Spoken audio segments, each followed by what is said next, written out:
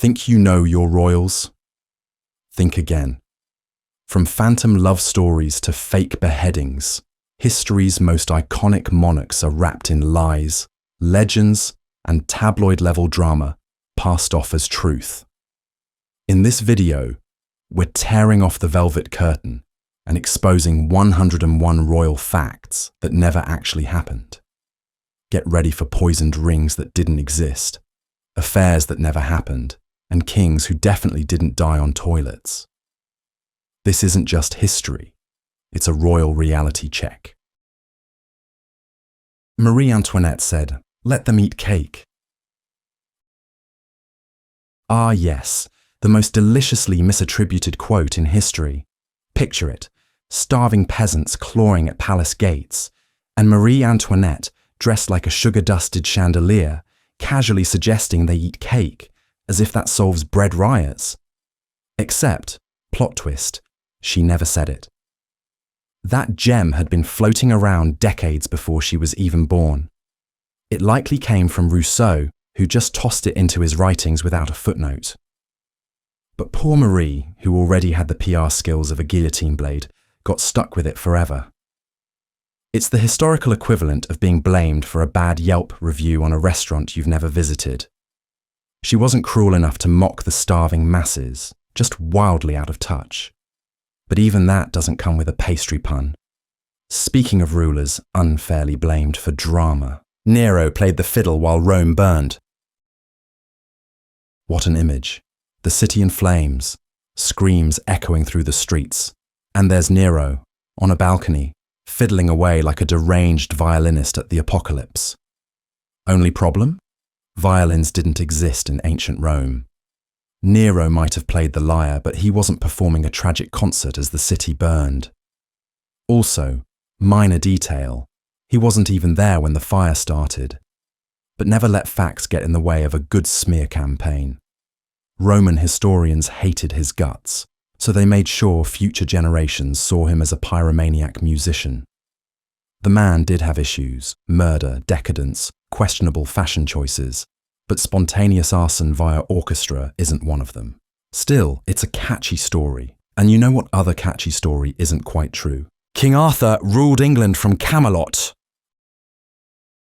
Ah, King Arthur, the sword-swinging, table-spinning, dragon-slaying king of English imagination.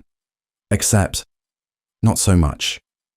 He's less a man and more a medieval mixtape of myths, scribbled together by poets, monks, and people who definitely needed hobbies. Camelot? Probably made up. Merlin? Magical nonsense. Round Table? Great branding. Historians can't even agree if Arthur was real, or just a folkloric Frankenstein stitched from a dozen forgotten warlords. But that hasn't stopped centuries of movies, musicals, and Monty Python from treating him like historical royalty. He's the ultimate royal catfish, looks legit from a distance, turns out to be legend on closer inspection. And speaking of monarchs with suspiciously curated reputations, Queen Elizabeth I died a virgin. The Virgin Queen. It has a nice PR ring to it, doesn't it? England's eternally unmarried monarch who supposedly went to the grave without so much as a suggestive handshake. Except, there's a slight wrinkle. While Elizabeth never married, that doesn't mean she was handing out purity pamphlets. Her relationship with Robert Dudley, for one, raised more eyebrows than a Tudor eyebrow pencil could handle. They were inseparable. He even had a room next to hers, called the Chamber of the Gentleman Pensioner, which sounds suspiciously like a Renaissance euphemism. Rumours swirled like court gossip in a blender, but official records kept the halo intact. Virgin or not, she definitely wasn't celibate in spirit. And let's face it, when you rule a country and refuse all suitors for decades, people will start writing fan fiction. But speaking of mythologized bodies, Napoleon was extremely short. Everyone imagines Napoleon as this furious, angry little war gremlin, possibly standing on a box while giving battle speeches. But surprise, the man was about 5 feet 6 inches to 5 feet 7 inches, which was pretty average for his time. The myth of his height problem comes from a measurement mix-up. French inches were longer than English ones, but no one bothered to convert the numbers before roasting him. Add in British propaganda and caricatures of a pint-sized despot, and suddenly, Napoleon was a human espresso shot with a crown. Ironically, he probably would have been fine with being remembered as short, if it meant you remembered him at all. And yet, no matter how average his height, his reputation still towers over some others, like that of a certain Russian empress and her alleged equestrian adventures. Catherine the Great died from an incident involving a horse. And here we go, the most infamous royal rumour of them all, Catherine the Great and the horse. It's pure filth, invented by enemies who apparently moonlighted as very imaginative gossip columnists. In reality, Catherine died of a stroke. The horse story, total fabrication, not even the kind of thing whispered behind fans at court. It was published propaganda aimed at humiliating a powerful woman by sexualizing her into absurdity. Because, of course, a strong, intelligent ruling empress must have had some help from livestock, right? The slander stuck because it was scandalous, and scandal always sells. But the real Catherine deserves better than being turned into the punchline of barnyard fan fiction. Still, if you think that's outrageous, wait until we stake the myth of Dracula's royal cousin. Vlad the Impaler drank blood like Dracula. He impaled people, yes. He terrorized the Ottoman army, yes. He even arranged corpses into decorative, horrifying forests, again, yes. But sipping blood like it was a fine Cabernet? Not quite. Vlad III, aka Vlad the Impaler, got hit with a vampire label thanks to Bram Stoker, who borrowed his name, a bit of geography, and exactly zero of his habits. There's no record of him drinking blood, sleeping in coffins, or turning into a bat. His real hobby was national defense through high-stakes skewering. The man was terrifying enough without needing a pair of fangs. But once you start comparing historical tyrants to fictional monsters, the lines blur fast. And speaking of rulers and animals, Caligula made his horse a senator. Or did he? The story goes that Caligula, in a fit of madness or ultimate sarcasm, appointed his horse Incitatus to the Roman Senate. But historians think this was more shade than ceremony. Caligula, tired of the Senate's uselessness, likely joked that even his horse could do a better job, which, let's be honest, in some political systems still feels relevant. No togas, no voting record, no hoof-sign legislation, just imperial trolling. Roman historians, especially those who hated him, which was most, loved making him out to be the Joker with a laurel wreath. Reality, less backcrap crazy, more mean-spirited performance art. And speaking of misunderstood identities, Cleopatra was Egyptian. Nope. The most famous Egyptian queen wasn't Egyptian at all. Cleopatra VII was Macedonian Greek, descended from Ptolemy, one of Alexander the Great's generals. Her family ruled Egypt for generations, barely bothering to learn the local language until Cleopatra herself showed up and actually gave it a try. She embraced Egyptian culture, styled herself as a goddess, and ran the kingdom like a local. But genetically, pure Greek salad. The confusion is understandable. She ruled Egypt, looked amazing in Egyptian art, and died in one of history's most famous Egyptian dramas. But it's a reminder, ruling a country doesn't make you from it. And on the subject of rulers and paperwork, let's talk about the Magna Carta and one very reluctant royal signature. King John of England signed the Magna Carta willingly. Oh, King John, the royal equivalent of that kid in class who only apologizes when the teacher's watching, and even then, through clenched teeth. The idea that he signed the Magna Carta out of democratic goodwill is laughable. He didn't stroll into Runnymede with a smile and a quill. He was dragged into it metaphorically kicking and screaming by a bunch of angry barons who were tired of his catastrophic leadership and creative new taxes. John signed the thing under massive pressure, and the ink was barely dry, before he ran to the Pope and begged for an annulment, which he got, because nothing says sincere legal reform like immediately asking your celestial supervisor to shred the contract. The Magna Carta wasn't a turning point of noble royal generosity. It was medieval hostage negotiation. Speaking of messy royal mysteries, Richard III killed the princes in the Tower. Or did he? History certainly thinks so. Mostly because Shakespeare painted him as a sneering, hunchbacked villain who probably twirled a moustache he didn't have. But when you look closer, the case isn't airtight. The princes did disappear under his watch, which is shady, but there were other suspects with motives, means, and medieval murder vibes, like Henry VII, who had just as much to gain from erasing rival heirs. The truth? Lost somewhere in a dusty Tower corridor. Richard may be guilty, but he's also a scapegoat who became a pop culture punchline. One thing's for sure, in royal PR, dead kids make for excellent dramatic foils. And speaking of misunderstood reputations, let's unlace the corset of Queen Victoria's supposed prudishness. Queen Victoria was prudish and anti-sex. The stiff collars, the morning black, the empire on which the sun never set, or cracked a smile. Queen Victoria's image screams repression, but behind the royal scowl, passion, fire, possibly even royal giggling.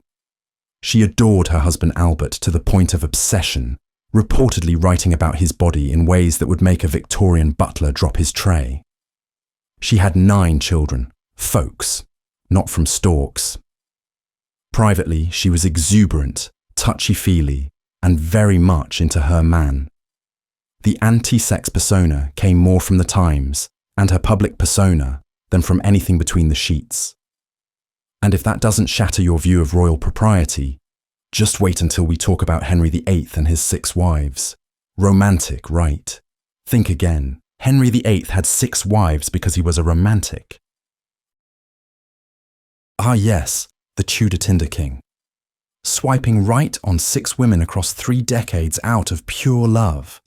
Not quite. Henry VIII's marital merry-go-round wasn't fueled by passion. It was powered by dynastic desperation. He needed a male heir, like the rest of us need oxygen, and when wives didn't deliver, he didn't just mope. He rewrote religious law and, in some cases, removed heads. Love may have played a role once or twice. Anne Boleyn certainly got a grand romantic chase, but most of the time, it was a cold political calculus. Fertility charts, international alliances, and the occasional axe. His heart may have fluttered, but his strategy screamed, Game of Thrones, Tudor edition. And speaking of royal medical drama turned myth, George III was mad from inbreeding. Mad King George conjures up images of a royal raving in a powdered wig, shouting at trees and birds. And sure, the poor man had mental health issues, but let's put the pitchforks of incest away for a moment. The inbreeding accusation is lazy shorthand, more insult than insight. Modern studies suggest he likely suffered from porphyria, a genetic disorder that can cause confusion, paranoia, and even blue pea. Yes, blue. His episodes were tragic, not comedic, and he wasn't perpetually frothing at the mouth. He had long periods of lucidity and even governed effectively. It's a reminder that history often turns medical mystery into mythic madness. Speaking of mythic madness, Ivan the Terrible was completely insane. Ivan IV didn't get the nickname Terrible because he threw great dinner parties. But was he truly insane? Let's unpack that. Yes, he smashed his own son's skull in during a fit of rage. Yes, he had a secret police force that made the KGB look cuddly.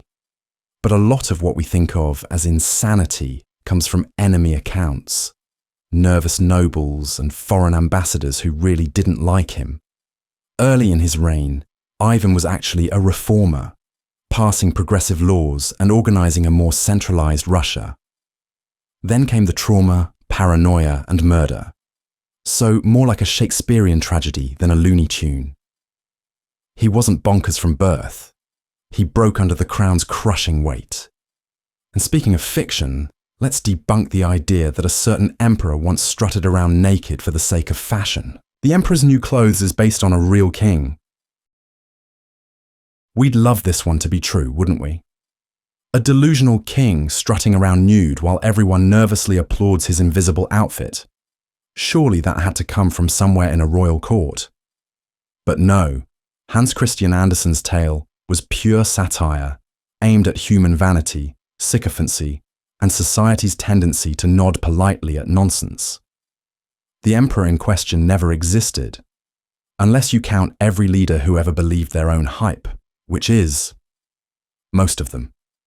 People have tried linking it to Charles IV of the Holy Roman Empire, or various clueless monarchs, but Andersen never pointed fingers. The story's power comes from being universal. Anyone can be that naked emperor, if their entourage is just cowardly enough. But if you're looking for truly bizarre royal myths, how about a bath straight out of a wildlife horror film? Empress Dowager Cixi bathed in panda blood. The image is peak ridiculous. One of China's most powerful women lounging in a pool of panda hemoglobin, like it's the secret to eternal youth. Except, no. This tale was stitched together from Western gossip, anti-Qing propaganda, and an unfortunate underestimation of how rare and expensive pandas were, even back then. In reality, Cixi bathed in milk, rosewater, or just whatever opulent luxury the Forbidden City could offer. No endangered species required. But when you're a powerful woman running an empire, haters gonna hate, and slander's gonna slander. Her real crimes, autocracy, perhaps corruption, and some truly spectacular palace renovations, not ursine bloodbaths. And if that wasn't enough historical mislabeling, let's straighten out one of Rome's biggest identity mix-ups. Julius Caesar was the first Roman emperor. Ah yes, the classic mistake. Caesar was stabbed 23 times in the Senate and still managed to take the title of first emperor in the public imagination. But in truth, he never wore that crown, at least not officially. Julius Caesar held immense power and was declared dictator for life, which certainly walks and quacks like an emperor. But the empire itself didn't officially begin until his grandnephew Octavian, aka Augustus, took over. Caesar laid the foundation, Augustus built the palace. It's a bit like crediting the warm-up band for writing the headliner's biggest hit. Still, Julius got the month of July named after him, which is more than most of us can say. Now let's talk about another royal who got blamed for some fiery consequences she didn't exactly micromanage. Queen Isabella of Spain personally ordered the Inquisition. Everyone loves a villain with a crown and a checklist of tortures, but Queen Isabella wasn't personally strapping anyone to the rack. While she and Ferdinand did authorize the Spanish Inquisition, yay nationalism and religious unity, they didn't micromanage the day-to-day horrors. That was left to the clergy, who enthusiastically took the job and ran with it like it was a Black Friday sale on heresy.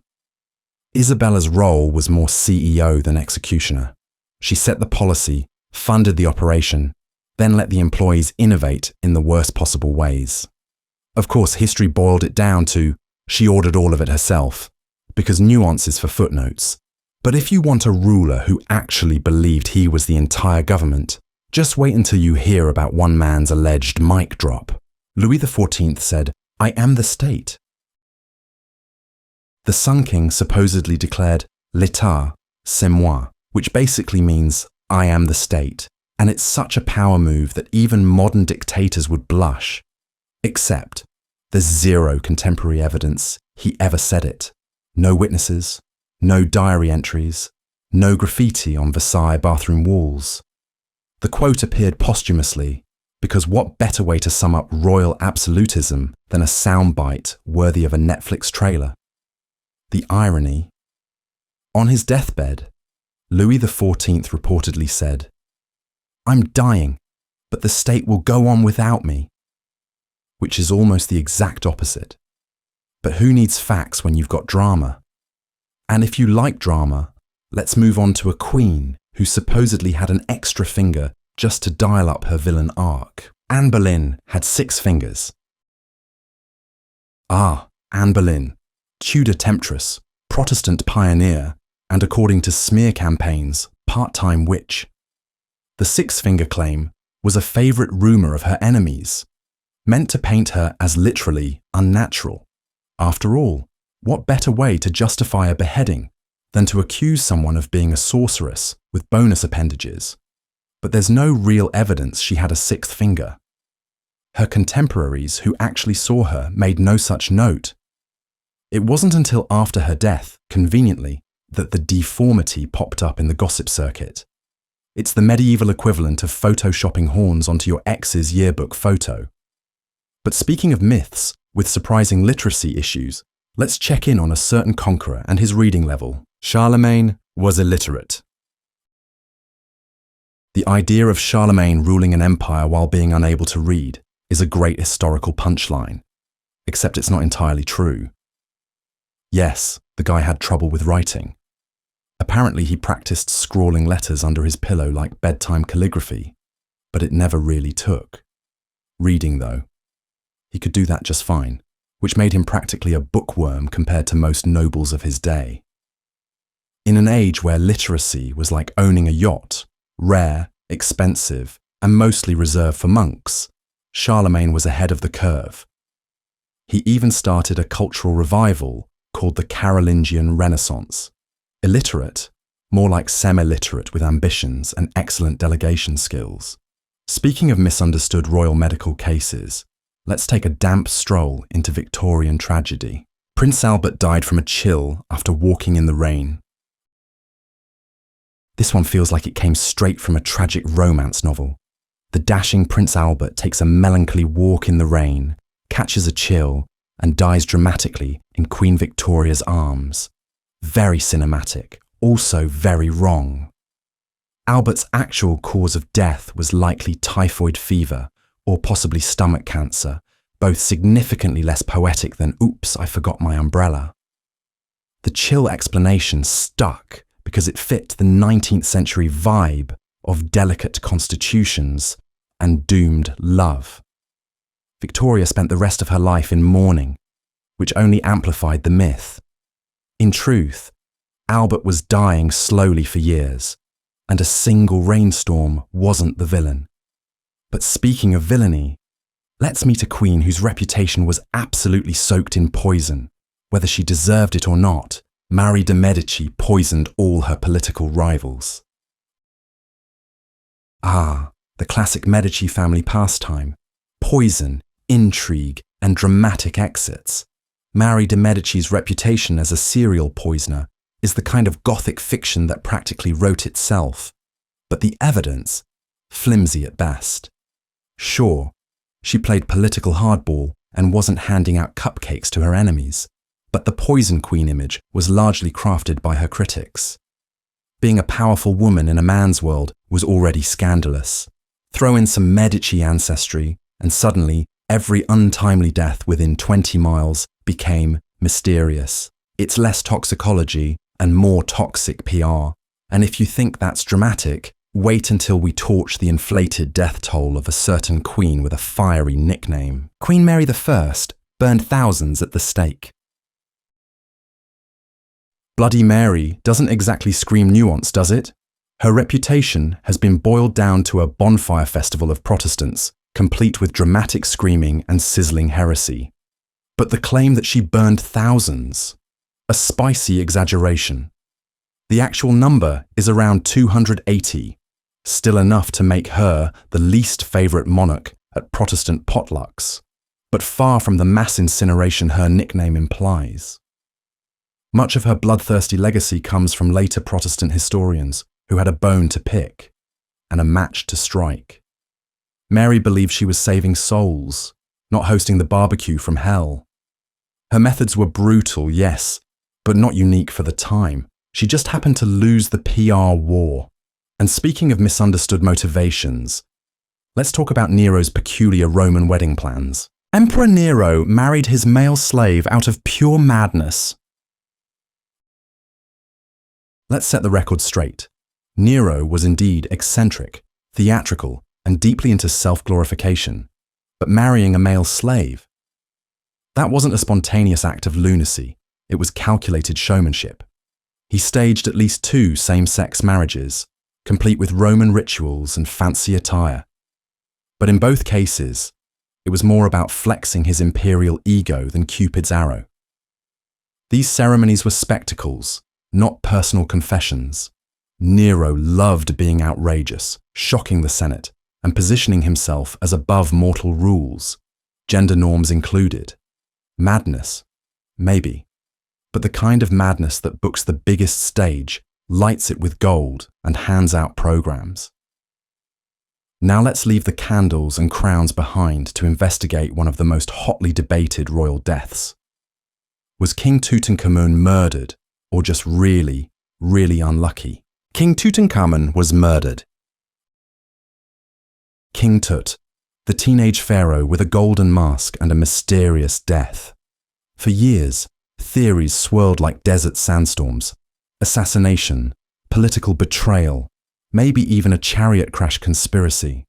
But modern science has been the ultimate buzzkill for all the intrigue. CT scans and DNA studies suggest a mix of malaria, a broken leg, and some truly unfortunate family genetics did him in. Turns out, Tut was the product of generations of royal inbreeding so intense, his family tree looked more like a wreath. His bones were frail, his foot deformed, and his immune system was on vacation. Murder? Unlikely. Mother Nature just ran out of patience. And if you think dying young in a palace is tragic, wait until you hear what happened to an entire royal family in a cold, dark basement. The Romanovs were shot in a palace ballroom. Hollywood loves a good backdrop. Chandeliers, marble floors, tragic music swelling as the Romanovs fall one by one beneath a vaulted ceiling. Except reality had no interest in set design. The last Tsar, his family, and a few loyal servants were gunned down in a cramped, grimy basement in Yekaterinburg, a room so small the killers literally tripped over each other. No velvet curtains, no ball gowns, just panic, smoke, and bullets. The story became mythologized with each retelling transforming brutal slaughter into operatic tragedy.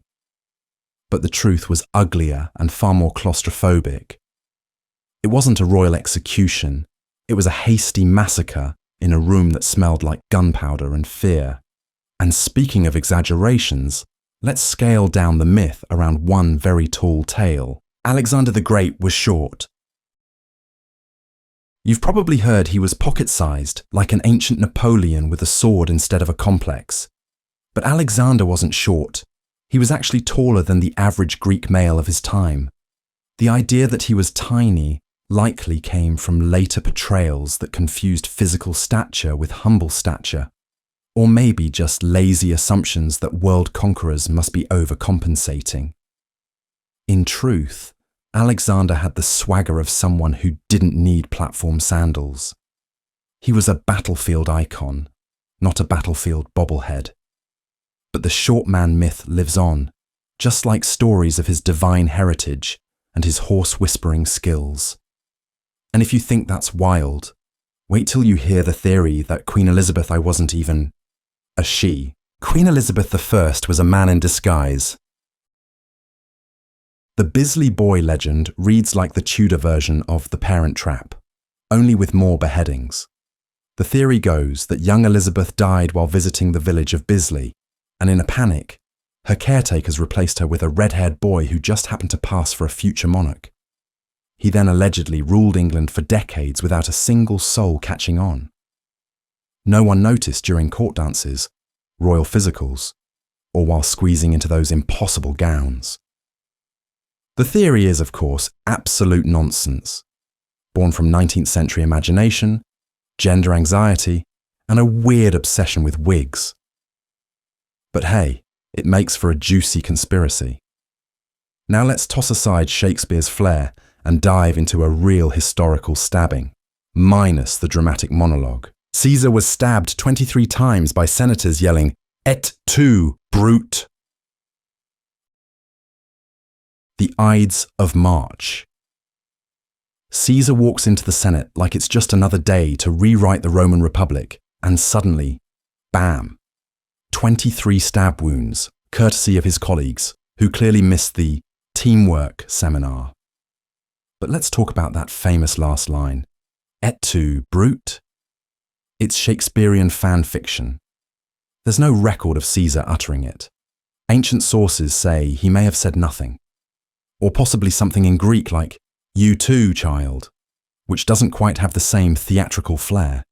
The actual event was brutal, chaotic, and very stabby, but without the elegant dialogue. Shakespeare just gave it the tragic sparkle. Reality. More grunting, yelling, and a lot less Latin eloquence. And speaking of theatrical rulers and divine delusions, Caligula declared himself a god. Everyone's favourite Roman lunatic allegedly demanded worship, built temples to himself, and generally acted like Jupiter with an attitude problem. But hold the incense. While Caligula did have a flair for the dramatic, the whole "I am a living god" routine might be more insult than fact. Roman emperors often flirted with divine status, especially after death. Caligula just possibly took it a bit far while alive, or, more likely, was smeared by historians who wanted him to seem completely unhinged. It's hard to separate his real antics from the ancient tabloid headlines. Did he play dress-up in divine costumes? Probably. Did he demand prayers to his fabulousness?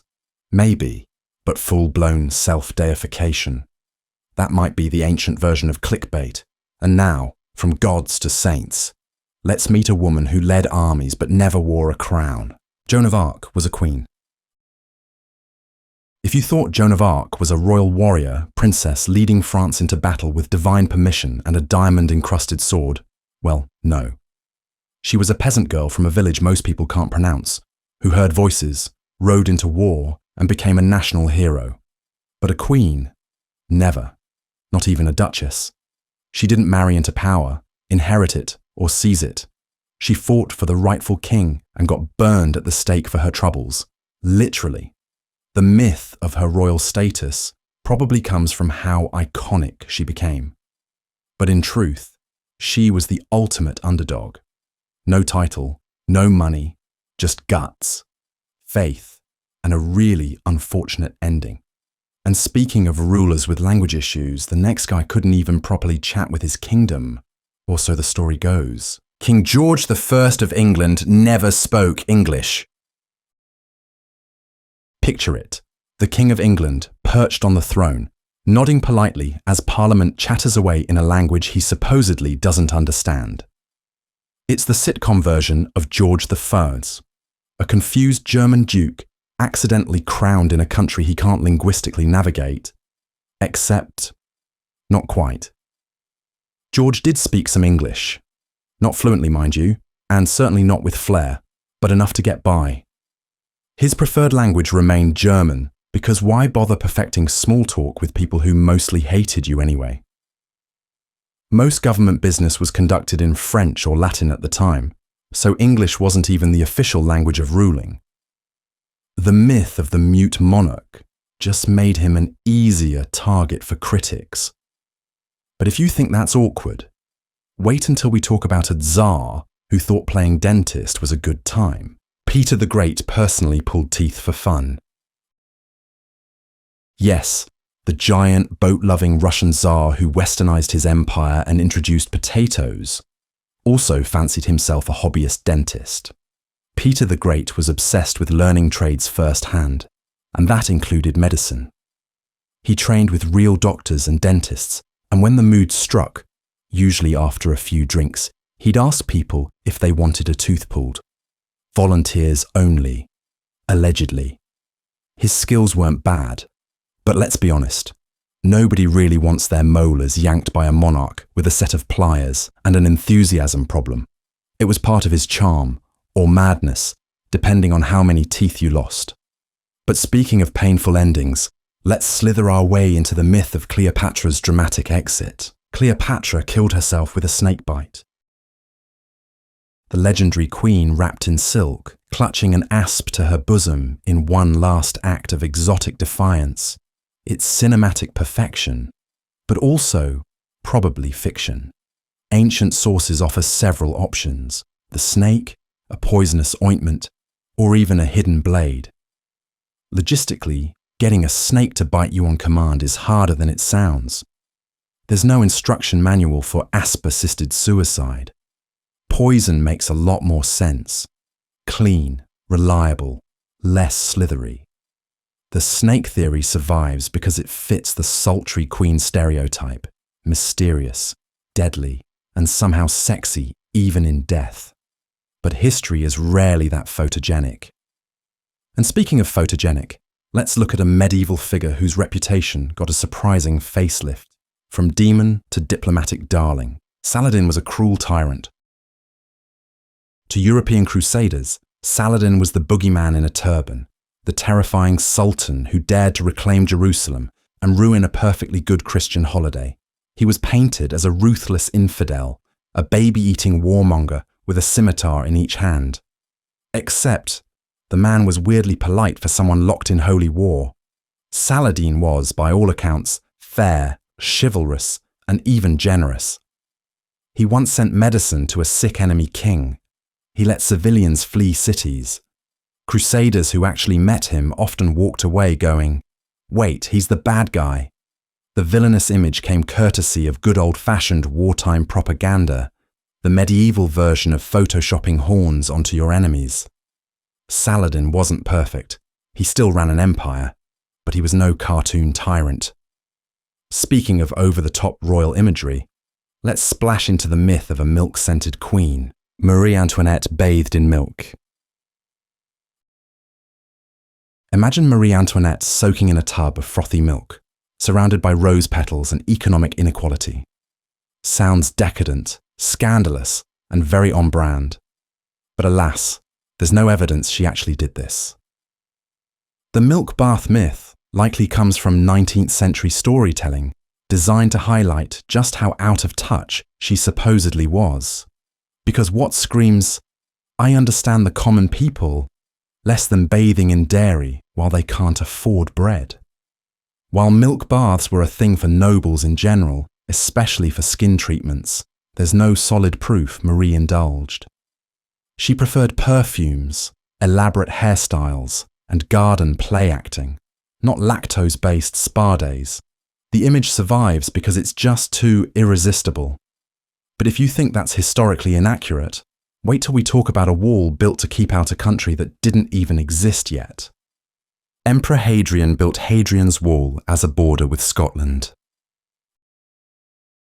The idea that Hadrian's Wall was a Roman "Keep Out Scotland" sign makes a great headline, but it's not quite right. Scotland, as a concept, didn't exist in 122 AD.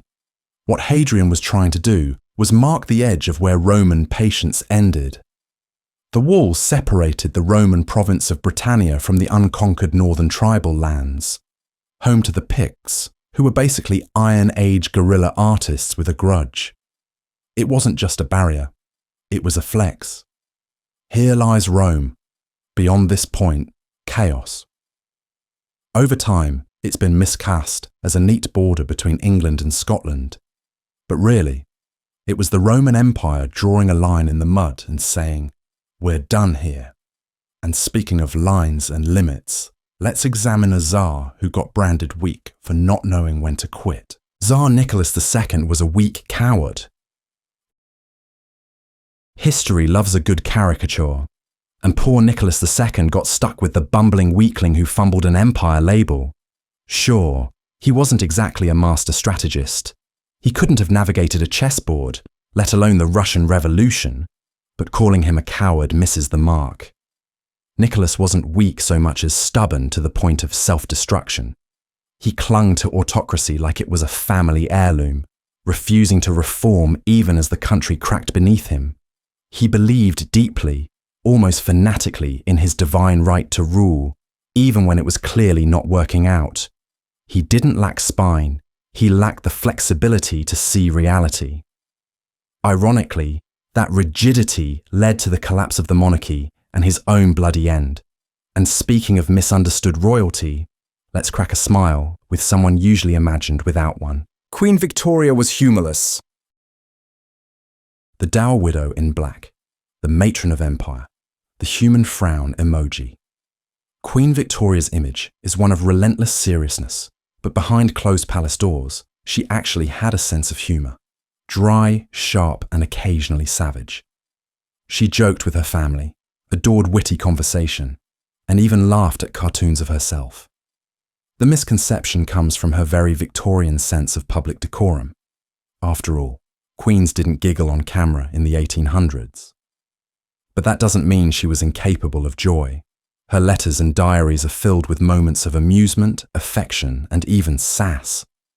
She wasn't allergic to fun, she just didn't Instagram it. But if you want someone who definitely had a more sinister PR campaign, let's dip into the bloody myth of a countess who became the original bath bomb. Elizabeth Bathory bathed in blood to stay young. The Blood Countess, part woman, part horror legend, part 17th century slander magnet. According to popular lore, Elizabeth Bathory murdered hundreds of young girls and bathed in their blood to maintain her youthful glow. The image is gruesome, gothic, and probably fake. The bloodbath claim didn't appear until decades after her death, when her legacy was already soaked in hearsay. Was she cruel? Almost certainly. She was tried and convicted for the deaths of several girls. But hundreds. Blood spas, Dracula-level skincare. Those details were most likely fabricated by political enemies and dramatic storytellers. She was a wealthy, powerful widow in a time when both traits were dangerous, so they made her a monster. And speaking of monstrous myths, let's clear the air on who really wrote Greensleeves, because, spoiler, it probably wasn't a certain beheading-happy king. Henry VIII composed Greensleeves. The image is almost romantic. Henry VIII, bloated but wistful, plucking a lute and serenading Anne Boleyn with Greensleeves, while courtiers swoon and syphilis spreads. But let's not get too swept away. While the song is old, there's zero proof Henry wrote it. In fact, Greensleeves likely came from a slightly later period, based on its musical style, which fits more with Elizabethan tastes than Tudor tunefulness. Henry did dabble in music. He composed a few decent ditties, but claiming he wrote Greensleeves is like crediting him with inventing the Beatles. It's a historical earworm wrapped in royal wishful thinking. But if you want a myth that really cuts deep, let's talk about a legendary Roman birth with surgical flair. Julius Caesar was born by C-section. Caesarean section, it has his name in it, so of course he was born that way, right? Wrong. The term Caesarean existed long before Julius, and it was more of a general term for cutting into wombs than a baby naming ceremony. More importantly, his mother, Aurelia, survived his birth and lived for many years afterward, which would have been medically miraculous if she'd undergone a C-section in ancient Rome, a time when such procedures were basically death sentences for the mother. So unless Caesar was carved out by divine hands or alien technology, he probably arrived the old-fashioned way. But let's shift from mythology to modern labels, and why using them for ancient rulers gets tricky. Alexander the Great was gay. Alexander was a military genius, a cultural blender, and, according to some, ancient Greece's most eligible bachelor.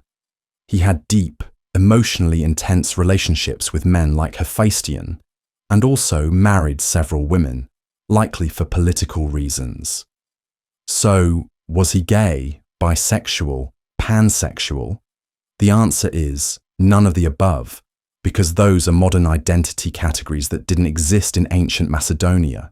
The Greeks had different norms around love, loyalty, and sexuality, and trying to label Alexander with a 21st century rainbow sticker ignores that context. He loved who he loved, and probably didn't fill out any orientation checkboxes. History gives us the relationships. The rest is speculation. But if you're into beauty myths, we've got one coming up about Cleopatra that's less Venus and more very smart coins don't lie. Cleopatra was a beauty seductress. If you believe the movies, Cleopatra walked into rooms with eyeliner so sharp it could cut Caesar's toga. She's been immortalized as the ultimate seductress, part femme fatale, part goddess, all eyeliner. But the truth? She probably wouldn't have made the ancient version of people's most beautiful monarchs list. Coins from her reign show a strong, beaky nose and a firm jaw, not exactly Hollywood casting. But what Cleopatra did have was charisma, brains, and political cunning sharp enough to outwit Rome. She spoke multiple languages, controlled Egypt during chaos, and made powerful men swoon, not because of her looks, but because she was brilliant. Her seductress label was likely slapped on by Roman historians who just couldn't handle a smart woman wielding real power. But if you want royal identity theories with even more modern projection, let's talk about Queen Charlotte and a very viral ancestry claim. Queen Charlotte was black. TikTok and Tumblr had a field day with this one. The theory goes that Queen Charlotte, wife of George III, had African ancestry, making her Britain's first black queen. The basis? A 15th century Portuguese ancestor described vaguely as Moorish, some portraits with soft features, and a whole lot of genealogical dot connecting. Now, is it possible? Technically, yes, royal bloodlines are messier than a Game of Thrones wedding. But the evidence is thin and more rooted in interpretation than documentation. It's a fascinating idea, but not a confirmed fact. Charlotte's legacy deserves attention, but labeling her definitively as black based on speculative lineage does more to satisfy modern narratives than historical accuracy. But while we're revisiting misunderstood monarchs, let's take a closer look at one king whose cluelessness may have been more about timing than total oblivion. Louis XVI was completely oblivious to revolution. It's tempting to imagine Louis XVI trimming hedges at Versailles while the French Revolution explodes just outside the gates, blissfully munching cake. Oops, wrong monarch. But in truth, he knew trouble was coming. He just didn't know how to handle it. Louis wasn't oblivious. He was indecisive. He called for reforms, summoned the Estates General, and made half-hearted attempts at fiscal fixes. But when it came to choosing between crown and compromise, he froze. Repeatedly. He thought he had time. He thought people would calm down. He thought, wrong. His fatal flaw wasn't ignorance. It was procrastination dressed in royal silk. And speaking of misunderstood empresses, let's dive into the real story behind Wu Zetian and her rather inflated kill count. Empress Wu Zetian killed all her rivals. Wu Zetian, the only woman to rule China in her own right, and according to some historical accounts, the human embodiment of a Game of Thrones finale. Yes, she was ruthless. Yes, she removed enemies like someone playing chess with flamethrowers. But the image of her as a relentless serial killer who personally executed half the palace. That's mostly posthumous smear. Many of the gory details come from later Confucian scholars who were outraged that a woman had dared to sit on the throne and do it well. Wu played hardball in a system that was already cutthroat for men, let alone women. She didn't kill all her rivals, just the ones who didn't understand subtlety. Her real crime, to traditionalists, was being both female and effective. And speaking of demonizing leaders with a flair for violence, let's revisit everyone's favorite impaler. Prince Vlad III drank the blood of his enemies. Let's clear the blood-stained air. Vlad the Impaler was terrifying. He impaled people so often he could have trademarked it, but drinking blood like a medieval Nosferatu, that part was pure fiction. The association with vampires came centuries later, thanks to Bram Stoker borrowing Vlad's nickname, Dracula, and slapping on some Transylvanian bite. Vlad's actual habits were grotesque enough without needing a wineglass full of hemoglobin. He used fear as a political weapon, not a beverage. Still, the image stuck because, let's be honest, blood-drinking warlord sells better than strategic terror specialist. And while we're unmasking legends, let's talk about Queen Elizabeth III's famous hairline, or lack thereof. Queen Elizabeth I wore a wig because she went bald from stress. Stress. Sure. Running a kingdom, dodging assassins, and rejecting suitors like a 16th century dating app would be enough to thin anyone's hair. But the likely culprit was smallpox. Elizabeth contracted it in 1562. And though she survived, it left her with facial scarring and probably some serious hair loss. Enter the iconic red wigs, flaming, elaborate, and firmly glued into the royal brand. She didn't invent the wig trend, but she sure made it regal. The stress bald narrative is just another way to pathologize powerful women, as if ambition naturally leads to bald spots. But in reality, she was managing her image like a pro. And if you think that's unfairly exaggerated, just wait until we re-examine the supposedly murderous plots of a certain Scottish queen. Mary, Queen of Scots, plotted Elizabeth I's death from the start. Mary Stuart, the Catholic cousin with a flair for drama, and the most unfortunate pen pals in history. While she did eventually get tied to a legitimate plot to kill Elizabeth I, the Babington plot, it wasn't some lifelong master plan. She spent most of her life trying not to get murdered, not plotting to murder others. In fact, before the final scandal broke, she was framed more times than a royal portrait. Forged letters, faked confessions, and suspicious evidence followed her like bad Tudor perfume. She was a political prisoner with enemies in every court, and while she certainly wasn't innocent of ambition, the image of her as a scheming, lifelong assassin is Elizabethan-era fan fiction. And if we're debunking romanticised monarchs, let's chat about a king who gets way too much credit for caring about a country he barely acknowledged. Richard the Lionheart loved England deeply. Sure, he's always portrayed as England's golden boy, noble crusader, fearless warrior, the man with the lion's heart. But the reality? Richard treated England like his ATM. He spent barely 6 months of his 10-year reign in the country, and didn't even bother to learn English. His love was for battlefields, fortresses, and France, not fish and chips or commoners. He even sold important offices and titles just to fund his overseas escapades. To the average English citizen, Richard wasn't so much a national hero as a royal ghost who popped in, emptied the treasury, and vanished again. The myth of his devotion was built more by chroniclers with a flair for nationalism than any actual hugging of peasants. And while we're clearing up royal reputations, let's have a word about Queen Anne and her allegedly gluttonous demise. Queen Anne died from overeating.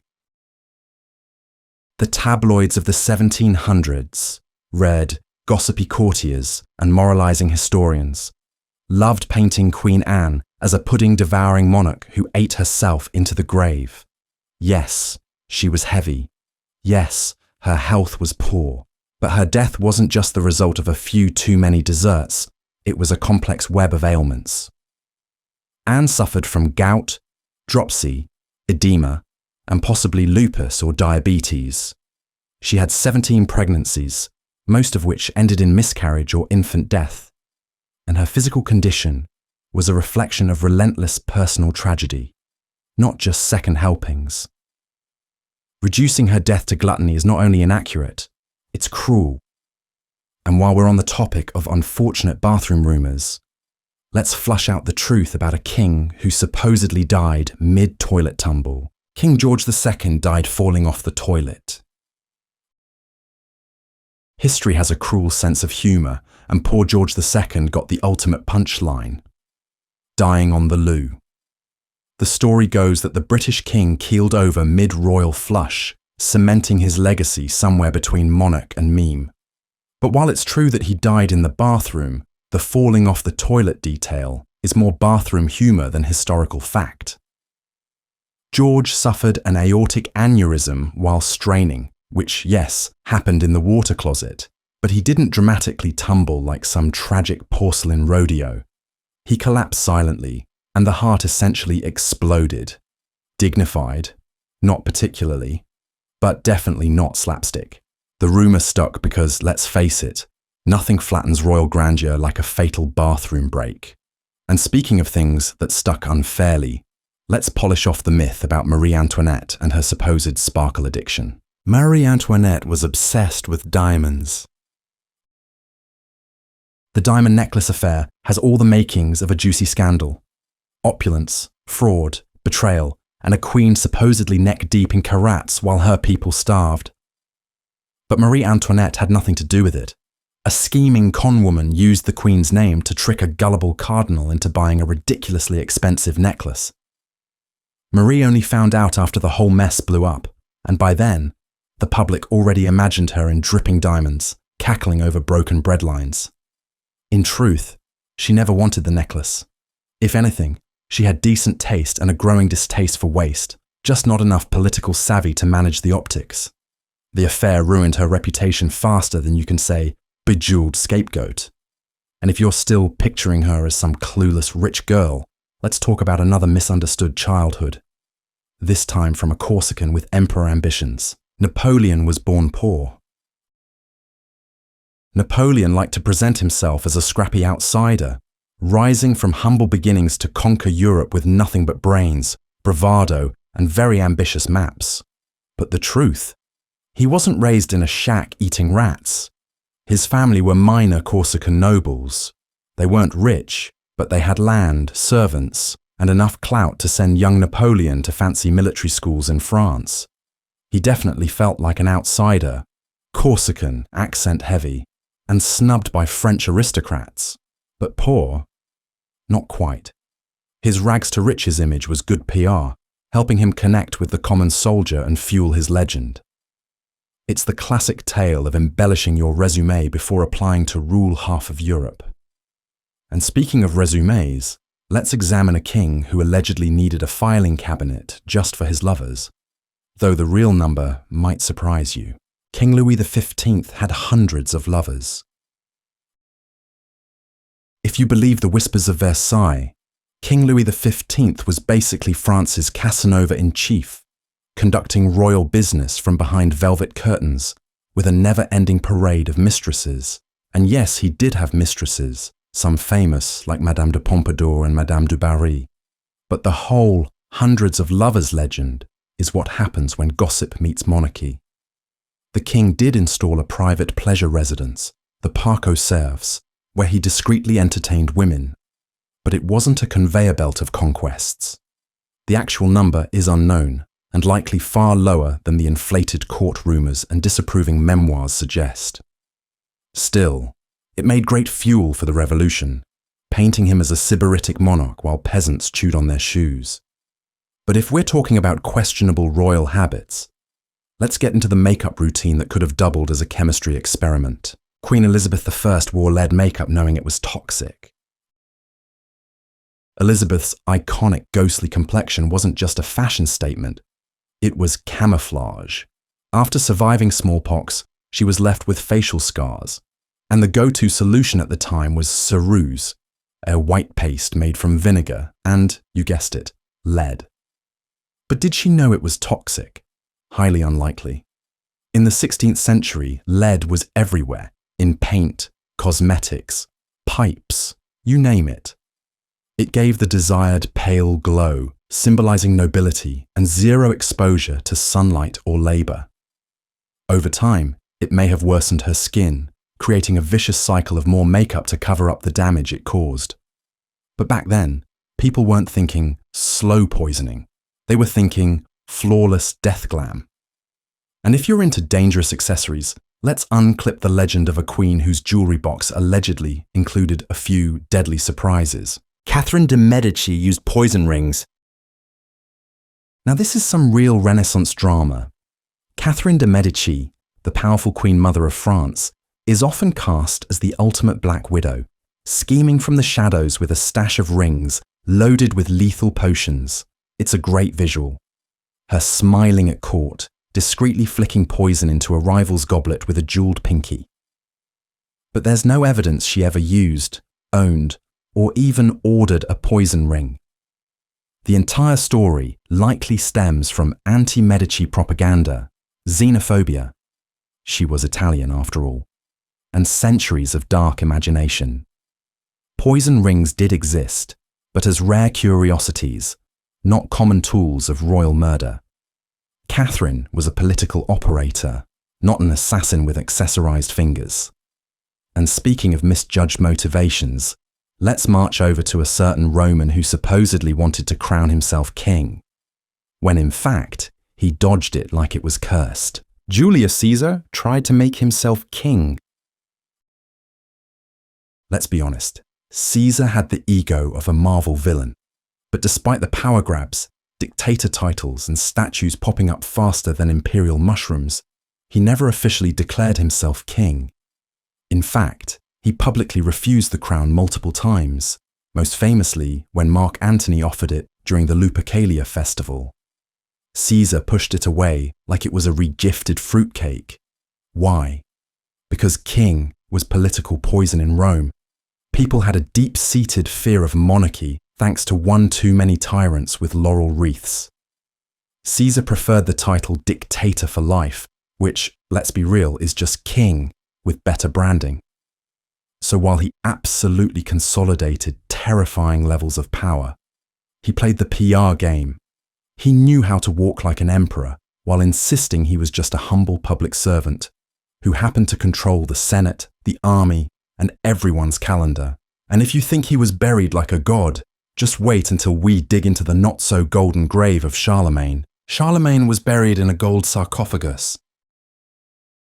The great emperor, unifier of Europe, Holy Roman legend. Surely he was laid to rest in a golden coffin encrusted with sapphires and angels humming in harmony, right? Not quite. Charlemagne was originally buried rather modestly in Aachen Cathedral. Simple tomb, quiet burial, no bling. The golden sarcophagus you may have seen pictures of. That came later, centuries later, when people decided he deserved an upgrade. You know, retroactive royal bling. Medieval PR is powerful like that. His body was even exhumed and reinterred multiple times, which sounds more like a plot twist than a peaceful afterlife.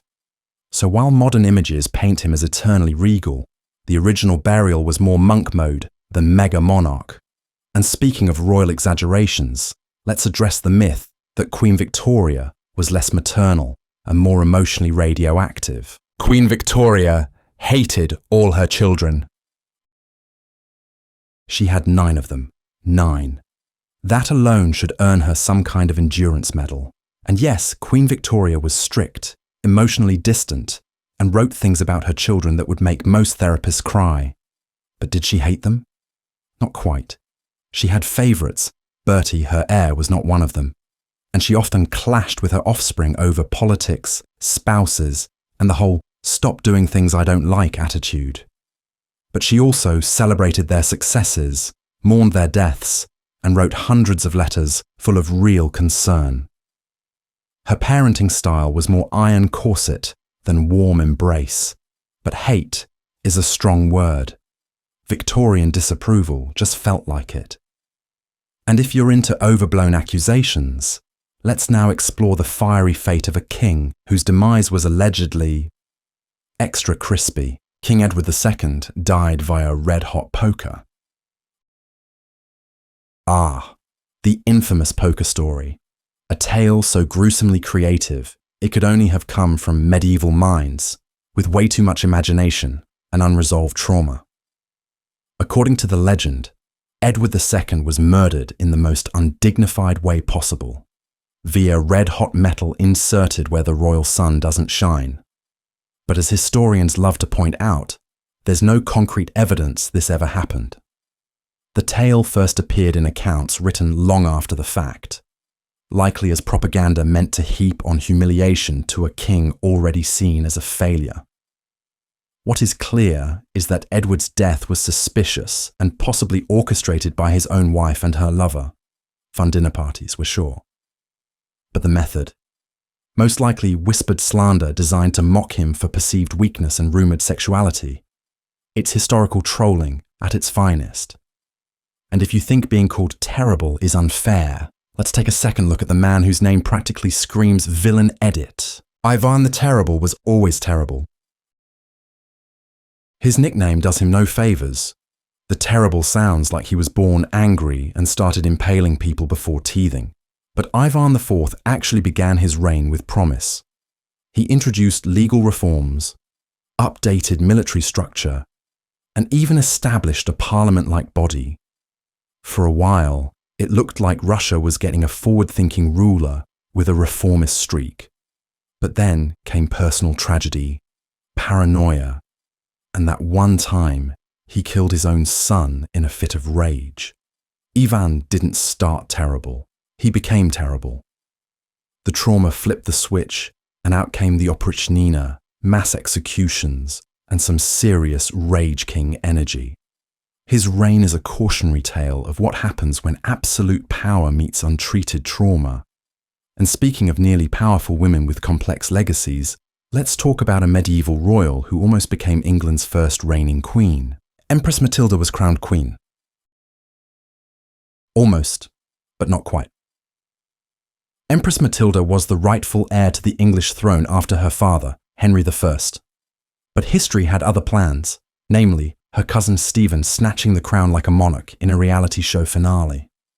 Matilda did manage to get into London, and yes, there were preparations for her coronation. But before the crown could touch her head, public opinion flipped, riots broke out, and she had to flee faster than a royal carriage with no brakes. She fought for years in what became known as the Anarchy, a civil war that was less Downton Abbey and more Game of Thrones, wet and muddy edition. Eventually, she secured the throne for her son, not herself. So while she had the title, the claim, and even the paperwork, the coronation never happened. And if you think that's tragic, wait until we meet a supposedly saintly king whose peaceful image masks a kingdom of chaos. Henry VI of England was a peaceful, wise ruler. Peaceful? Yes. Wise? Only if your definition of wisdom includes chronic indecision, frequent mental breakdowns, and losing 2 kingdoms in one lifetime. Henry VI was deeply pious, devout to a fault, and more interested in prayer than politics. He avoided conflict like the plague, but the plague at least left a stronger administrative legacy. Under his reign, the 100 Years' War ended with England losing most of its French territories, and the Wars of the Roses kicked off at home. Not ideal. His mind would often slip into long, catatonic episodes where he didn't recognize his own child. Sweet, maybe, saintly, arguably, effective. Absolutely not. The myth of him as a gentle philosopher king forgets the fact that gentleness doesn't pay soldiers or stop civil wars. Speaking of royal legends tangled with myth, let's head east to a Korean queen surrounded by stories of mystical foresight. Queen Seongdeok used magic to rule. She's remembered as Korea's first reigning queen, a milestone of leadership. But thanks to centuries of legend, she's also remembered as a walking prophecy machine. According to the tales, Queen Seongdeok predicted solar eclipses, built star observatories with spooky precision, and used magical foresight to outwit rivals. Impressive and entirely mythical. The records that matter, actual court histories, suggest she was brilliant, strategic, and well-educated, not magical. The stories of her divinations likely grew later, designed to add divine sparkle to her reign, and silence critics of a female ruler. Call it ancient PR with a supernatural twist. Her real power wasn't magic. It was intelligence. But if you're in the mood for another bizarre royal image, wait till we peel off the layers of a French king who was allegedly accessorizing like a human battery. King Louis XI wore a lead hat. Louis XI, aka the Spider King, gets portrayed as this superstitious recluse who wore a lead hat to ward off disease or protect his paranoid brain. The truth? That hat never existed, unless it was metaphorical or part of a very weird Halloween costume. The image comes from enemy caricatures and satirical writings, which tried to paint him as eccentric, cowardly, and medically absurd. In reality, Louis was a cunning and calculating ruler, using diplomacy, spies, and alliances to consolidate power. He didn't need lead fashion, just a sharp mind and a network of informants. The lead hat myth is just another example of how history loves to roast its least glamorous kings. And while we're on the subject of misunderstood fashion choices, let's straighten out the legacy of a powerful Egyptian ruler who defied gender roles without ever pretending to be a man. Pharaoh Hatshepsut pretended to be a man. Let's set the royal record straight. Hatshepsut didn't disguise herself as a man like some ancient Egyptian Mulan. She didn't slap on a fake beard and hope nobody noticed. In fact, everyone knew she was a woman. What she did do was adopt the traditional male regalia of a pharaoh: crook, flail, crown, and yes, the ceremonial beard. This wasn't some covert gender swap. It was a savvy political move to legitimize her rule in a system where male leadership was the default. She was publicly referred to as His Majesty in inscriptions, but still identified as female. Think of it as branding, not cross-dressing. Hatshepsut wasn't pretending. She was innovating, redefining kingship on her own terms. And while we're rethinking power plays, let's turn to Rome's first emperor, whose rise to dominance involved fewer daggers and more cleverly timed exiles. Caesar Augustus murdered all rivals. Augustus, born Octavian, gets a lot of credit for turning a crumbling republic into a functioning empire, and also a lot of shade for supposedly killing everyone who stood in his way. But contrary to the murderous mastermind image, Augustus wasn't all blood and thunder. Sure, there was a little civil war, and the Second Triumvirate did a fair bit of prescriptive execution. R.I.P. Cicero.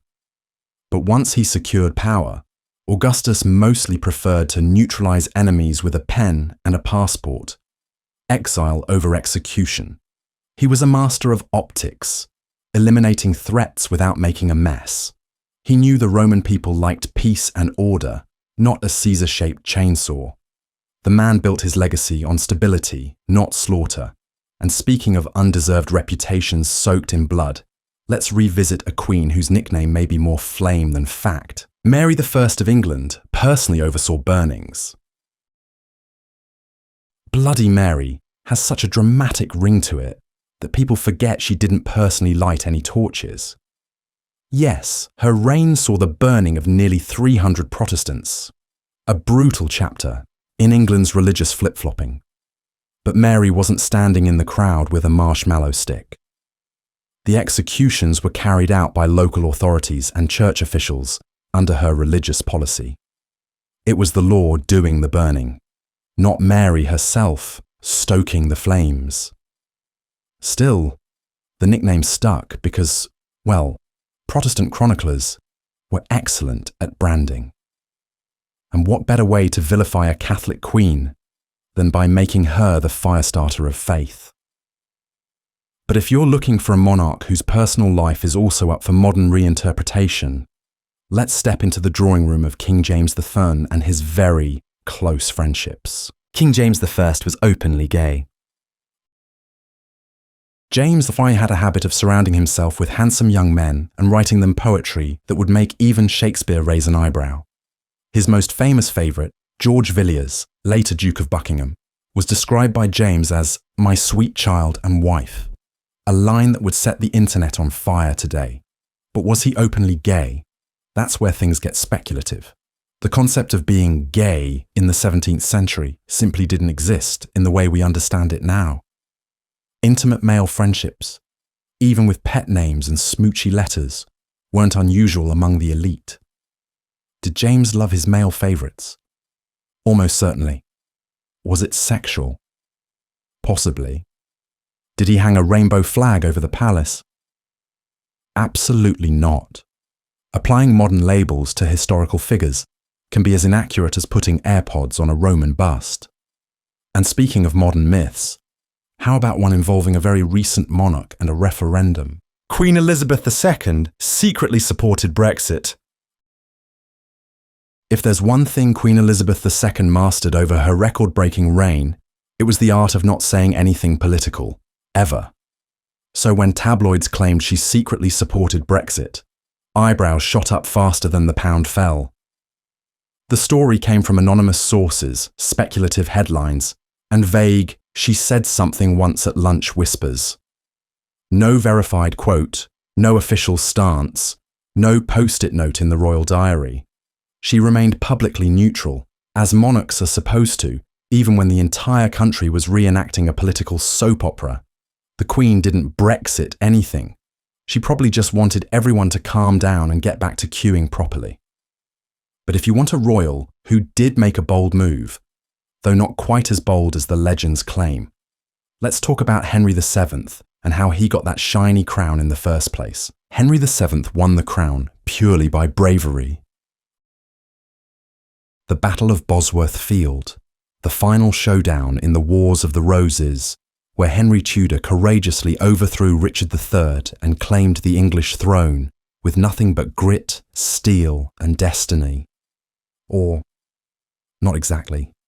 Henry's bravery mostly involved standing at the back and hoping his rival's allies would switch sides mid-fight, which, luckily for him, they did. Key nobles defected at the perfect moment, and Richard III, braver but significantly more dead, lost his crown. Henry's actual battlefield contribution was more strategic patience than heroic charge. His true genius came afterward, when he married Elizabeth of York, united warring houses, and began decades of relative peace. But that doesn't look as good in a stained glass window. And if you're still imagining Cleopatra as some hopeless romantic, clinging to Roman boyfriends, let's untangle that myth next. Queen Cleopatra was obsessed with Roman men. Cleopatra gets portrayed as a love-struck seductress who just couldn't resist a Roman accent.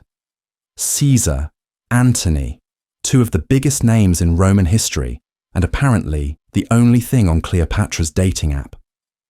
But the truth is far more strategic than steamy. Cleopatra didn't fall for Romans because she was obsessed. She allied with them because it was her best shot at keeping Egypt independent in a world increasingly swallowed by imperial ambition.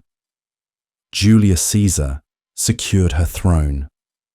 Mark Antony gave her temporary leverage. These weren't candlelit dinners. They were power lunches with bodyguards. Yes, there may have been passion, but Cleopatra was a master politician first and a hopeless romantic, maybe 43rd. The idea of her as a smitten schoolgirl was Roman propaganda designed to reduce her from queen to harlot. And while we're on the subject of people misunderstood and mythologized by the court of public opinion, let's shift to Russia and a man who was allegedly more lover than mystic. Rasputin was the Tsarina's lover. The Mad Monk and the Empress sounds like the title of a steamy Russian soap opera.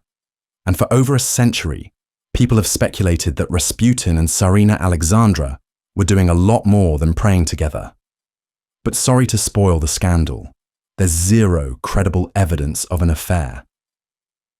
Rasputin's influence was deeply tied to Alexandra's desperation to heal her haemophiliac son, Alexei. He had an inexplicable calming effect on the boy's condition, and Alexandra believed he was divinely sent. That led to political access and endless gossip, especially in a court already teeming with paranoia and vodka-fueled side-eyes. But lover? That came from pamphlets, propaganda, and enemies who found sexy Siberian sorcerer more exciting than peasant faith healer. And while we're clearing up dramatic royal deaths, let's talk about a king who may or may not have taken an arrow to the face. King Harold died from an arrow to the eye. It's the most famous headshot in British history, King Harold II at the Battle of Hastings, struck down by a Norman arrow right through the eye. Or so the Bayeux Tapestry suggests, because nothing screams eyewitness testimony like medieval embroidery. In truth, we have no solid confirmation of how Harold died. Some accounts say he was hacked to pieces by knights, others that he was already wounded when the arrow struck. The tapestry itself is ambiguous. It might not even be Harold shown with the arrow. But the image was too perfect. A proud Anglo-Saxon king struck down by divine fate and some very lucky archery. It became legend, stitched into both cloth and memory. And if you thought that fiery needlepoint was dramatic, wait until we explore a theory that accuses a king of lighting a match to an entire city. The Great Fire of London was started by the king. Ah yes, King Charles II, known for his wigs, mistresses, and apparently arson. Some conspiracy theories suggest he lit the match that turned London into a medieval s'more, either out of boredom, vengeance, or because he wanted better city planning. But let's cool the flames of fantasy. It was a bakery. Thomas Farriner's bakery on Pudding Lane, to be exact. A humble oven mishap sparked the blaze, not a monarch with a box of matches. Charles actually helped fight the fire, joining bucket lines and organising relief. Of course, someone had to be blamed, and when you're already wearing a crown during a crisis, you're a convenient scapegoat. But the idea that he plotted a 4-day inferno for urban renewal, that's not governance, it's cartoon villainy.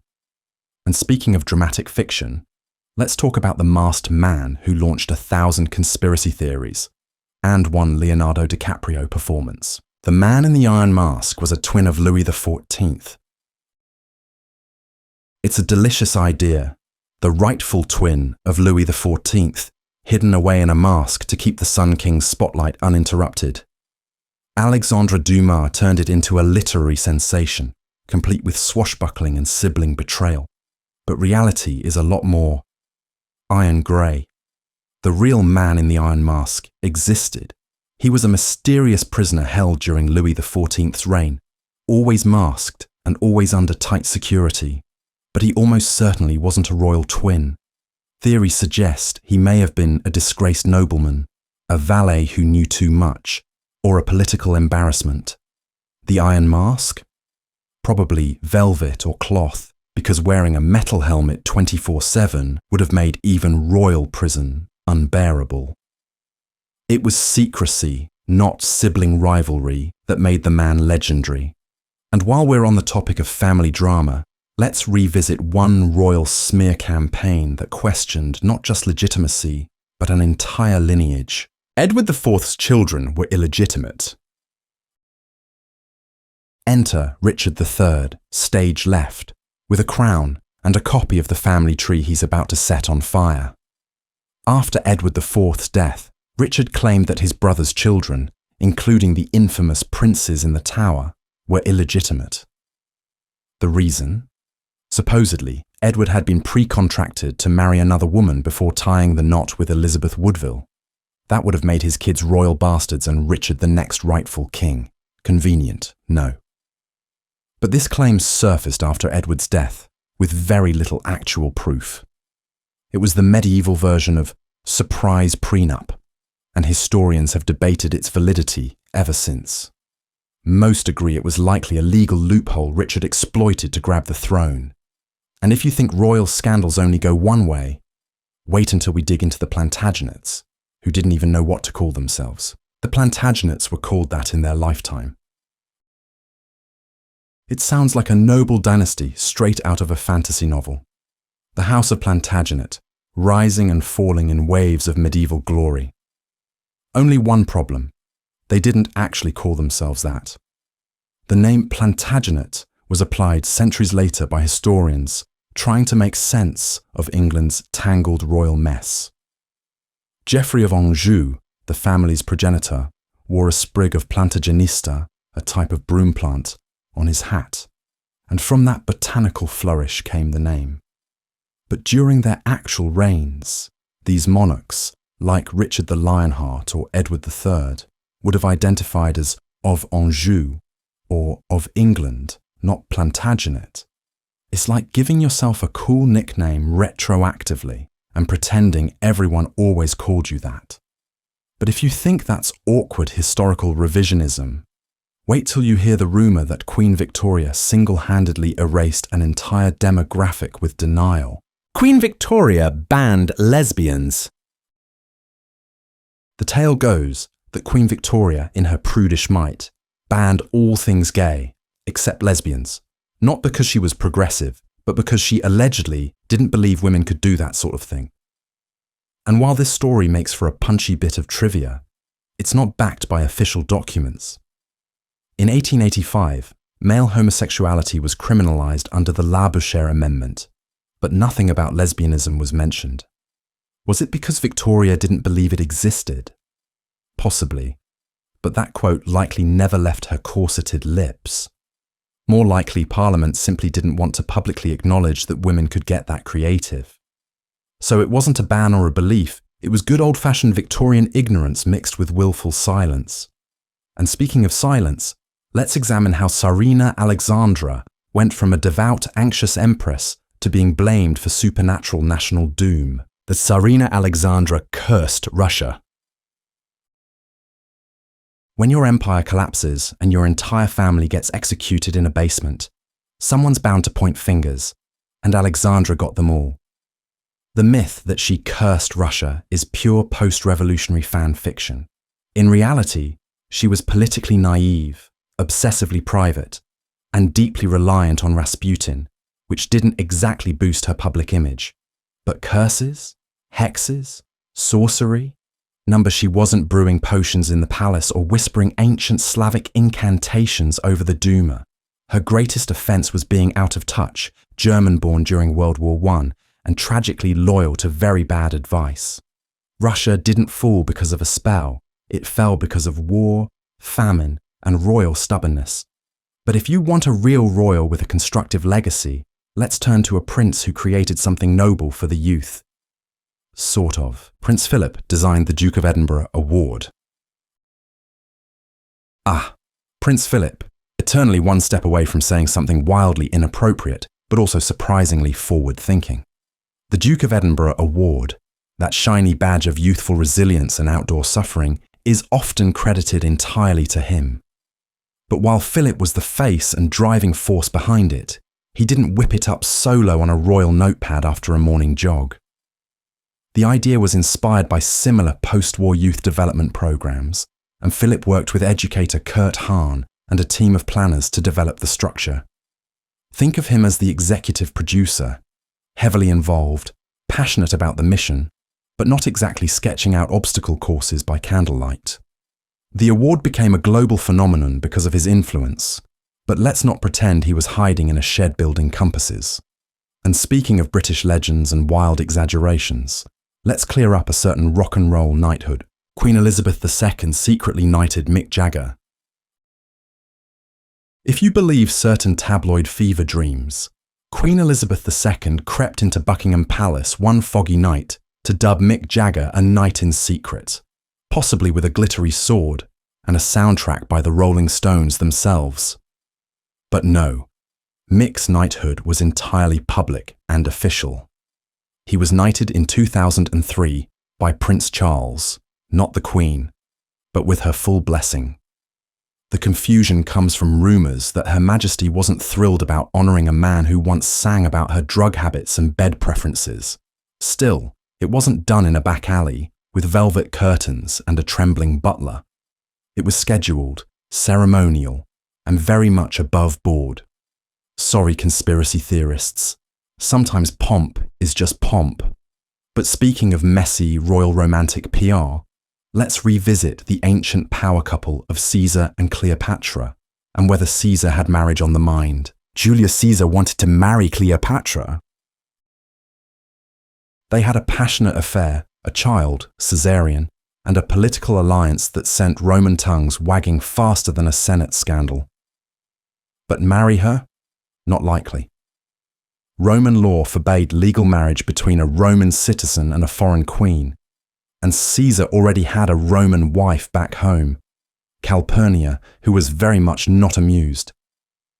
The idea that he wanted to wed Cleopatra is mostly romantic speculation fueled by later drama, historical fanfiction, and maybe a few screenwriters. Caesar respected Cleopatra, travelled with her, and flaunted their son in Rome, but he never popped the laurel-wrapped question. Their relationship was less romantic wedding and more geopolitical situationship. And if you're still picturing her as a flawless beauty who bewitched Caesar with her looks alone, let's deflate that myth next with a few ancient coins and a whole lot of charisma. Anne of Cleves was ugly. Poor Anne of Cleves, forever remembered as the ugly one in Henry VIII's Tudor Tinder lineup. When Henry saw her portrait, he was intrigued. When he met her in person, he reportedly recoiled like she'd just offered him a Protestant pamphlet. He called her a Flanders mare, which, aside from being royally rude, says more about his expectations than her appearance. But here's the twist. Most people didn't find her unattractive at all. Contemporary descriptions called her modest, kind, and pleasant-looking. The real issue? She wasn't flirtatious enough for Henry's ego. Anne didn't play the courtly love game, and Henry, already looking for an excuse, bailed faster than a Tudor escape route. The marriage was annulled, but she got a generous settlement and outlived all his other wives. Ugly, only in the eye of one very sulky king. And if you're ready for another royal hygiene myth, let's sniff around the Sun King himself. King Louis XIV never bathed. You've probably heard that Louis XIV, King of Velvet and Versailles, stank like a royal cheese platter because he never bathed. Not true. He bathed. Just not like we do today. In 17th century France, people believed that water could carry disease through the pores. So bathing was more of an as-needed affair than a daily ritual. Louis reportedly took a few full baths in his life, but he washed his face, hands, and noble parts regularly.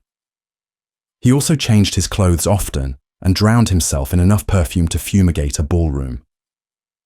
By his day's standards, he was basically a walking Febreze. The never-bathed myth stuck because we love imagining powerful people being secretly disgusting. And speaking of royalty, with a misunderstood reputation for invention, let's ride into a myth involving ice, speed, and a Russian empress. Catherine the Great invented the roller coaster.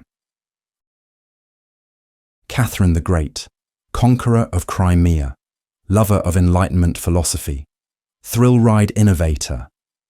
While she didn't exactly invent the roller coaster, she did enjoy the Russian pastime of ice slides.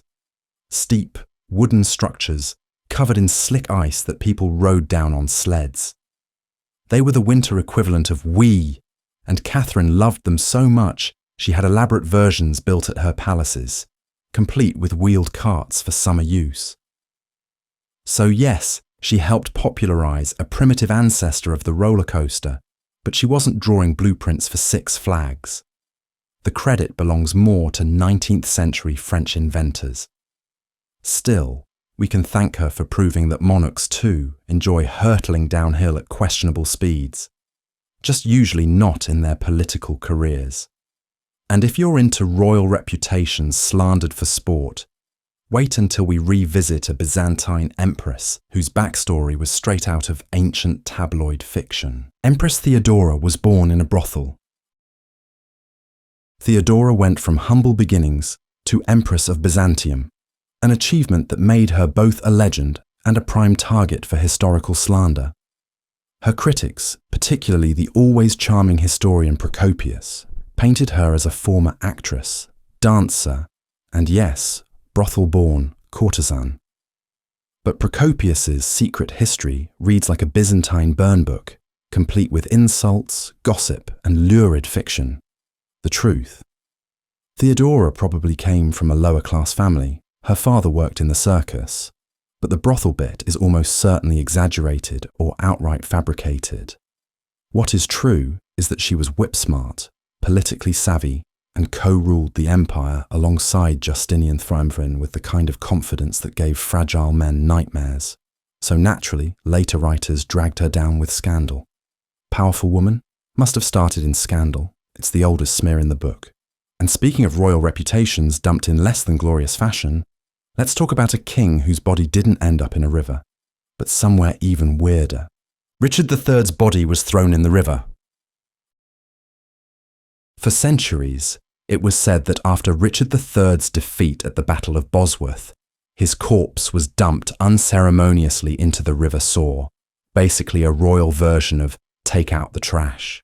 But in 2012, his real burial place was finally found, under a modern-day parking lot in Leicester.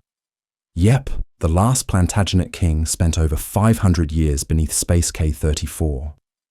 Archaeologists discovered his skeleton, curved spine, battle wounds and all, exactly where historical records originally said he was buried, at Greyfriars Church. The river rumour was just convenient anti-Richard propaganda. Nothing says unworthy king, like floating face down in a muddy stream. But reality? His enemies didn't disrespect him quite that much. Still, dying in battle and getting entombed beneath a car park isn't exactly the royal legacy he imagined. And speaking of misremembered battles, let's straighten out one of England's most famous battlefield myths. William the Conqueror killed Harold in single combat. Sounds epic, right? Two kings, face to face on the battlefield at Hastings, swords clashing, one final blow ending Anglo-Saxon rule. Except, no, there was no dramatic duel. William didn't personally take down Harold like some medieval WWE showdown. Harold died during the chaos of battle, most famously depicted in the Bayeux Tapestry as taking an arrow to the eye, though even that is debated. William, meanwhile, was busy leading an entire invasion. He had bigger things to do than stage a one-on-one with Harold for cinematic effect. The single combat myth probably evolved from people needing a satisfying hero versus hero ending to a pivotal moment in English history. But truth rarely respects a Hollywood script. And if you think childbearing was any kinder to monarchs, let's revisit a queen whose baby count has been historically inflated to tragic proportions. Queen Anne had 17 children. It's one of the most quoted royal stats. Queen Anne had 17 children. And while that number is technically not a myth, it refers to 17 pregnancies, it paints a tragically misleading picture. Anne's reign was marked not by bouncing royal babies, but by an unending series of miscarriages, stillbirths, and infant deaths. Only one child, Prince William, survived infancy, and even he died at age 11. So, while her womb was famously busy, her nursery remained heartbreakingly empty. It wasn't a case of royal abundance, it was a life of repeated loss.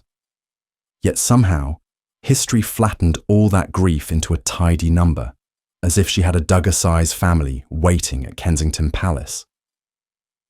Her emotional and physical suffering shaped her reign far more than any surviving heir.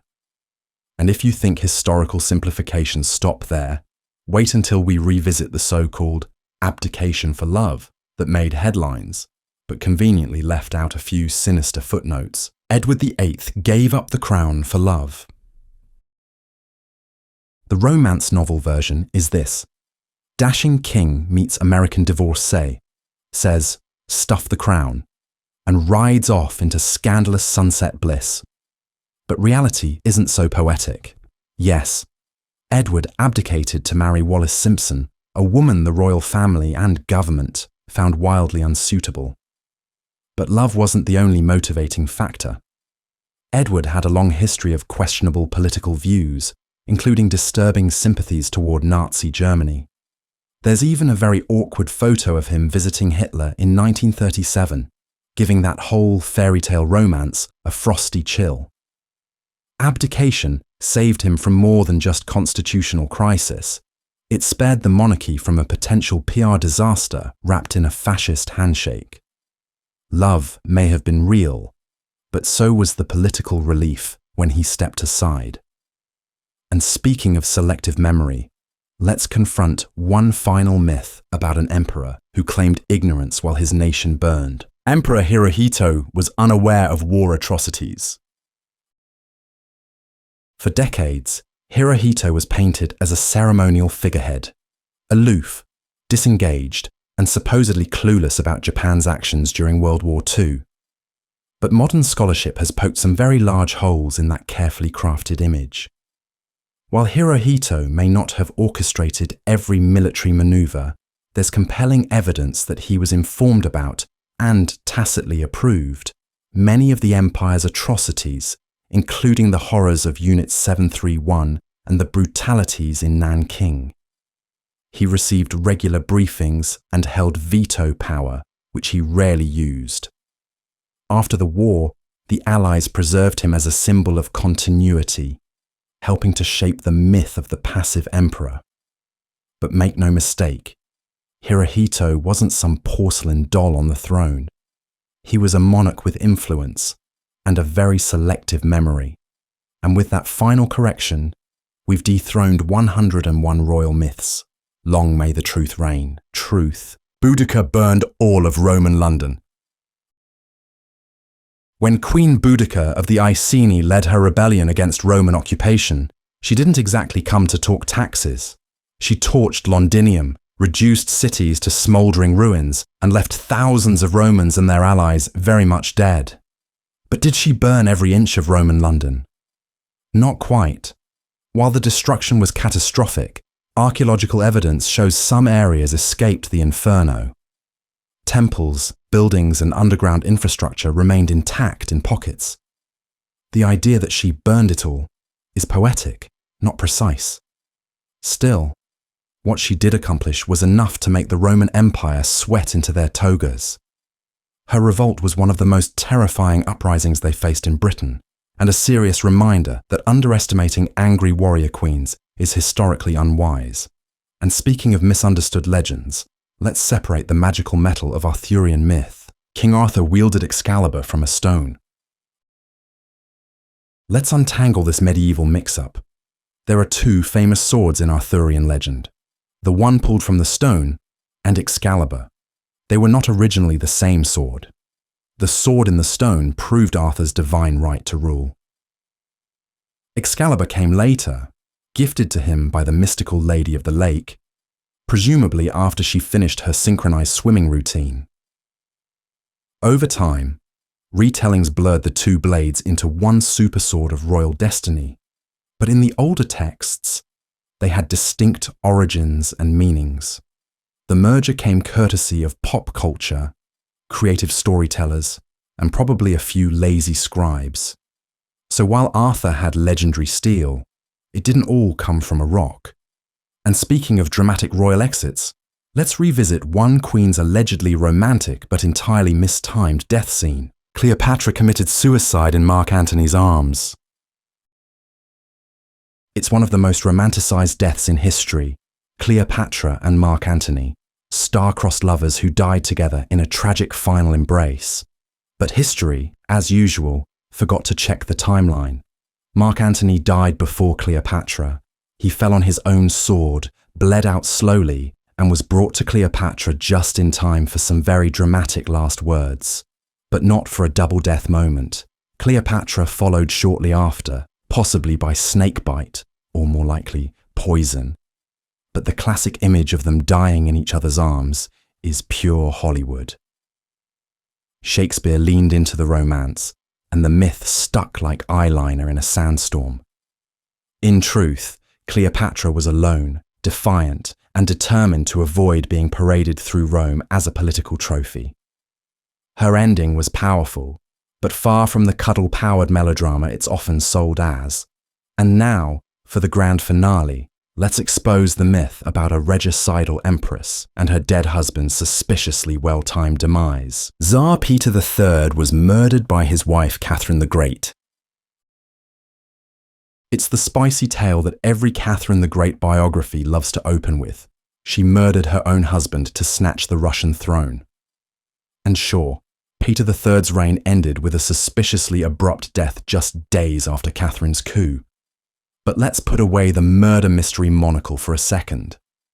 While Catherine absolutely greenlit the coup that overthrew Peter, because frankly he was a disaster in boots, there's no evidence she personally ordered his execution. He was imprisoned and mysteriously died shortly after, possibly at the hands of Alexei Orlov, one of her allies who seemed to operate on a help first, ask later basis. Catherine's hands may not have been clean, but they weren't clutching the pillow. Her role was strategic, not stabby. It was a palace revolution, not a soap opera assassination. And if you think Catherine was the only ruler with a misleading image of total power, let's look at a queen whose nickname says solo act, but whose rule was more committee than crown. Queen Elizabeth I ruled entirely alone. The Virgin Queen, cloaked in ruffs and independence, is often remembered as the ultimate one-woman monarchy, single, sovereign, and too strong for any man. But in truth, Elizabeth had a full political entourage, and she leaned on them a lot. Chief among them was William Cecil, her principal secretary and brainy puppet master-in-chief. Without Cecil, there would have been no smooth diplomacy, no efficient intelligence network, and probably a lot more royal tantrums. Elizabeth was brilliant, yes, and had the final say, but her success was built on collaboration, delegation, and the occasional masterclass in courtly manipulation. She listened, schemed, compromised, and occasionally ignored her advisors, but never ruled in a vacuum. Her power was real, but it came with a very busy inbox. The image of her as an iron-willed solo operator is just that, image. Behind every strong queen was a very stressed council. And with that, we've cleared the royal fog from 101 of the most persistent myths history ever insisted on crowning.